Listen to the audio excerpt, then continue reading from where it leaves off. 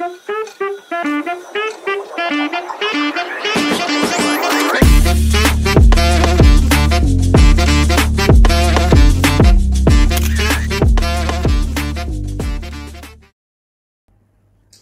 teman-teman, selamat datang di podcast Akuntansi Deep Talk dengan aku Ica dan dengan aku Aura. Oke, jadi teman-teman, kita akan bahas tentang keuangan nih. Dan kebetulan kakaknya tuh dari jurusan akuntansi. Ya nggak sih kak? Akuntansi mana ya? Nah, aku tuh dari D3 Akuntansi Vokasi Universitas Airlangga. Dan kira-kira kita mau bahas apa sih kak? Nah, hari ini itu kita mau membahas yang namanya liabilitas. Kalau boleh tahu, liabilitas itu kayak apa ya? Kayak hutang gitu bukan? Ya, benar banget. Jadi secara harfiahnya itu ini tuh adalah kewajiban hutang dari suatu perusahaan atau suatu individu yang dari pihak lain ya, kepada pihak lain ya, yaitu harus dilunasi atau dipenuhi di masa yang mendatang. Nah, liabilitas ini itu muncul karena kita ini ada transaksi nih pada waktu yang lalu. Oke, jadi kalau misalnya kita belum bisa bayar hutang nih ya, kita tuh bisa nggak minta keringanan untuk diperpanjang waktunya?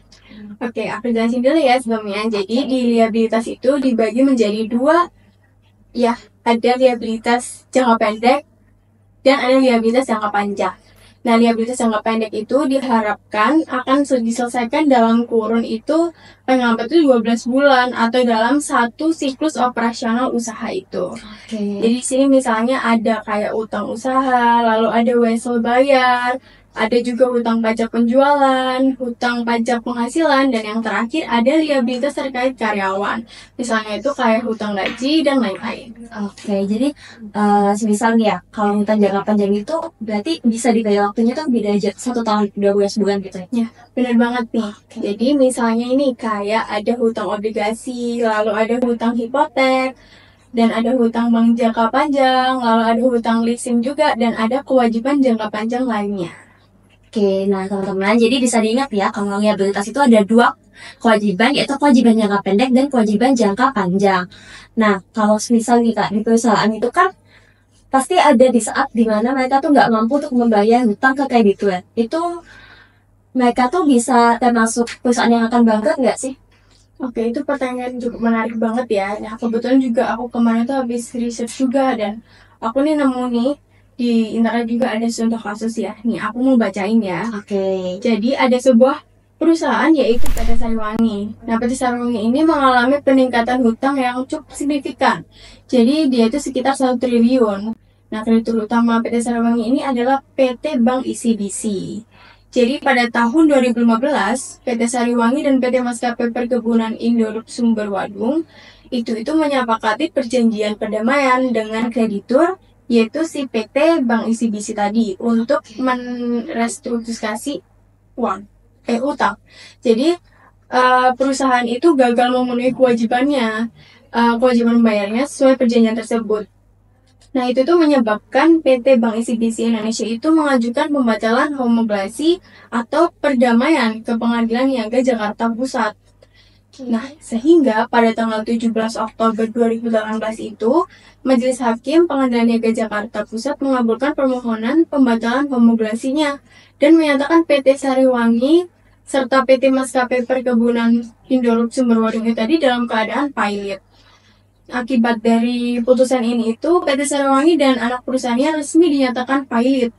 Penyebab kepailitan PT Sariwangi ini adalah perusahaan salah menginvestasikan modalnya dan tidak sesuai dengan hasilnya.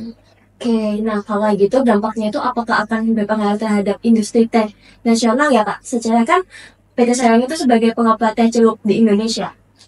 Kalau menurut aku sih bukan hanya itu ya, karena ada beberapa dampak yang timbul juga dari kasus ini. Selain menjadi perhatian besar dalam industri teh nasional dan menimbulkan kekhawatiran mengenai keberlanjutan inovasi dan persaingan di sektor ini. Nah, dampaknya itu ada penghentian operasional dan juga ada pelelangan asetnya juga. Oke, nah kalau dari kakak sendiri ada nggak saran untuk kita semua nih ya, supaya kita tuh terhindar dari kasus yang kayak gitu? Ada sih beberapa saran ya, contohnya itu ada likuiditas dan juga ada solvabilitas. Apa itu kak? Jadi si likuiditas itu adalah kemampuan perusahaan untuk memenuhi hutang jangka pendek, sedangkan yang solvabilitas itu kemampuan perusahaan untuk memenuhi hutang jangka panjang. Jadi, solvabilitas dan likuiditas itu dapat dikelola dengan menghitung rasio solvabilitas dan likuiditasnya. Kalau yang mengelola si solvabilitas itu ya dengan cara hitung rasio solvabilitas, lalu ada hindari mengambil hutang baru juga, lalu ada ajukan hibah, pinjaman dapat dimaafkan. Dan bentuk bantuan keuangan lainnya yang tidak memerlukan bunga atau hutang. Lalu ada meningkatkan modal juga. Kalau yang likuiditas itu ada menghitung rasio, terus buat perkiraan arus kas, lalu ada evaluasi pengeluaran, juga ada kelola aset likuid, dan rencanakan pendanaan darurat.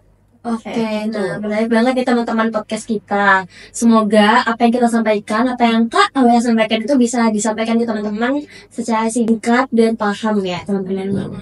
Oke, jangan lupa untuk saksikan podcast kita selanjutnya. Aku rasa kita cukup sampai di sini aja ya Kak? Ya, aku rasa juga cukup. Oke, dengan aku Ica dan Dan aku Aura. sampai jumpa di podcast selanjutnya. Dah.